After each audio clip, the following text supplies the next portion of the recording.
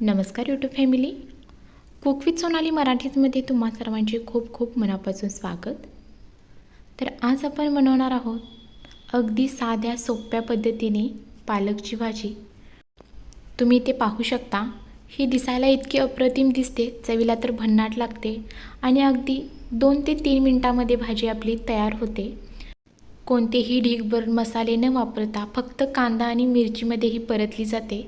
Recipe संपूर्ण टिप्ससह मी तुमच्यासोबत इथे शेअर केलेली आहे। व्हिडिओ कुठेही स्किप न करता संपूर्ण रेसिपी तुम्ही इथे पहा। चला सुरुवात करूया। तर इथे मी तवा गरम करून घेतलेला आहे, त्याच्यामध्ये घालायचं आहे तेल। तेल चांगलं कडकडीत गरम करून घ्यायचं आहे। तेल गरम झालं की याच्यामध्ये टाकायचं आहे पाव चमचा जिरे, मोहरी टाकायची नाही। त्यानंतर 5 ते 6 लसणाच्या पाकळ्या बारीक कट करून घेतलेल्या आहेत, तुम्ही ठेचून घेतलात तरी चालेल। फक्त आपला लसूण हलकासा तांबूस रंग होईपर्यंत परतून घ्यायचा आहे। आणि आता याच्यामध्ये टाकायची आहे बारीक कट करून घेतलेली मिरची। मिरची तुम्ही तुमच्या अंदाजानुसार टाकू शकता। इथे मी 1 मिरची बारीक कट करून घेतलेली आहे। हलकीशी मिरची भाजली गेली, आता याच्यामध्ये एक मोठ्या आकाराचा कांदा उभा बारीक कट करून घेतलेला आहे। तर इथे तुम्ही पाहू शकता, फक्त आपल्याला कांदा हलकासा सोनेरी रंगावरती भाजून घ्यायचा आहे। कांदा चांगला भाजला गेला आहे, आता याच्यामध्ये घालायचं आहे बारीक कट करून घेतलेला पालक। तर इथे मी पालक स्वच्छ निवडून त्यानंतर धुवून घेतलेला आहे आणि त्यानंतर बारीक कट करून घ्यायचा आहे।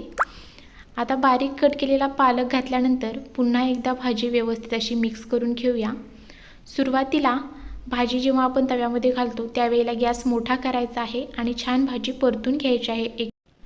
भाजी इथे व्यवस्थित परतून घेतलेली आहे।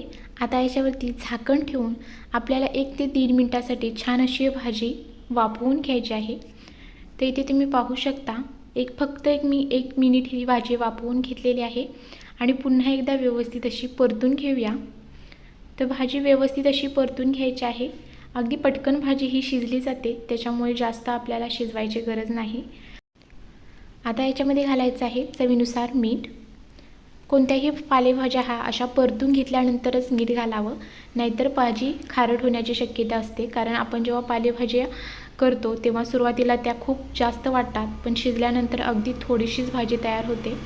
मीठ घातल्यानंतर सर्व भाजी एकदा परतून घेतली, पुन्हा 1 मिनिटासाठी झाकण ठेवलेलं आहे। 1 मिनिटानंतर आपण इथं झाकण काढून पाहूया। तर इथे तुम्ही पाहू शकता, अगदी झटपट अशी कोणत्याही भांड्याचा पसारा न करता झटपट अशी ही पालकची भाजी तयार झालेली आहे। रेसिपी आवडली असेल तर चॅनलला सबस्क्राईब करा, त्याचबरोबर बेल आयकॉनचे बटन दाबा, म्हणजे अशा छान छान रेसिपींचे नोटिफिकेशन तुम्हाला मिळत जाईल आणि तुम्हालाही अशा छान छान रेसिपी पाहता येतील।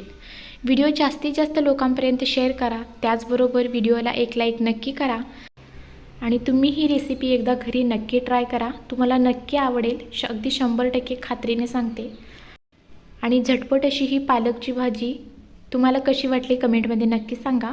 धन्यवाद, भेटूया अशाच व्हिडिओसोबत। Bye bye.